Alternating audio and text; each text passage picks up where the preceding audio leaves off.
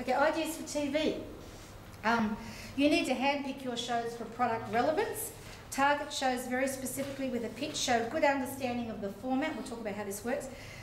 Use an attention-grabbing pitch, and you usually send that by courier with something very tactile, like a box of chocolates, a box of cupcakes, a box of something. Find out how they prefer to be approached. And again, the 6-month rule. A TV station will not run your segment. Another TV station will not run a segment if it's run 6 months ago on someone else's, so you've got to leave sort of a break in there, okay? Make business easy and pleasurable with you, and remember that product dollars are cheaper than dollar dollars. 2 examples, Sydney Weekender and Huey's Cooking Adventures.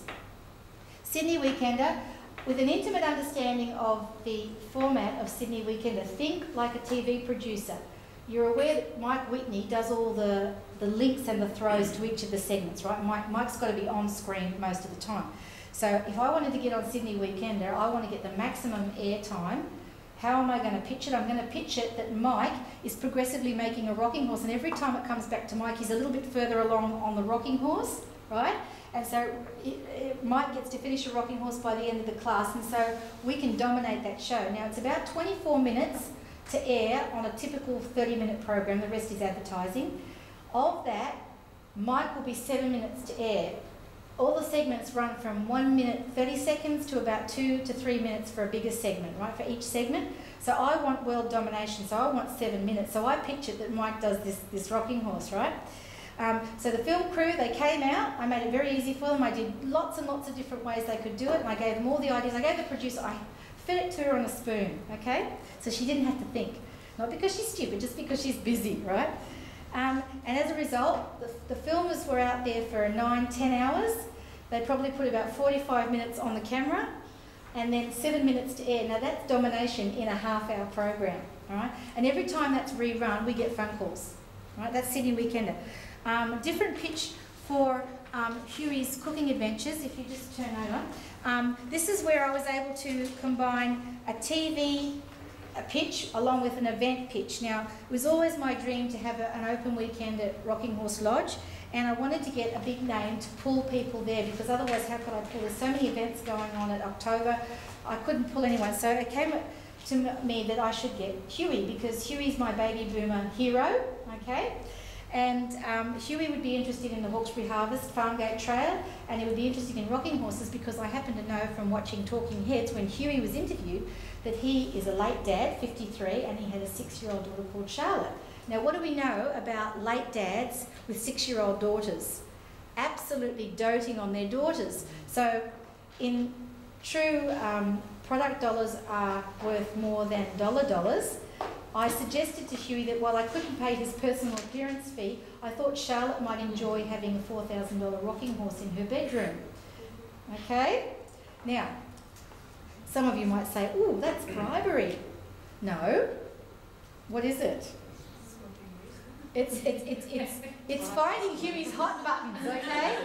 Because what I wanted is I wanted Huey to do my open weekend from 10 a.m. to 4 p.m. on 2 days. Now, if I'd paid for that as a personal appearance, that would have been $20,000 plus. I couldn't have afforded it, right? But how much does a $3,750 rocking horse cost me in pure product dollar cost? Pure cost, not labour? Not that much, okay? So what I ended up getting, and I wrapped it all up with the Hawkesbury Harvest Farmgate Trail, got him to go out and do some spots with Hawkesbury Harvest at the growers market, also got him out to do some spots with the Willowbrae Goats Cheese Lady and a whole bunch of other tasty things. And I got him from 10 a.m. to 4 p.m. on both days. I got signature, you know, he did autographs and things like that, lots of great photos. And if I pass these bits around to you here, you will, we resulted in things, the cover of the Courier, right? Sorry, no. Where else did we get? We got lots of stuff. You'll find it when I pass this all around to you. We've got the cover of some other things. We've got a huge section in the social pages for the open weekend. So we just leveraged everything we could. I'll just pass the Huey stuff around to you. You've got 5 minutes. Yeah, darling, I'll be really fast. Okay. I'll just pass these things around to you so you can see. Okay. The other thing too is look out for when they profile different occupations. You can get your occupation profile in one of the big weekend papers, all right? That's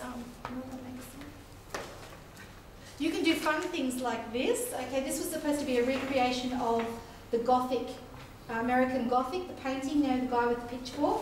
So one of the editors got me to dress up. Oh, there we go. We got the cover on Hawkesbury Life magazine. We also got a big article in Blue Mountains Life. Okay, there's some more coverage there that you can pass around. Okay, now, the other thing I want to tell you about is media kits just quickly.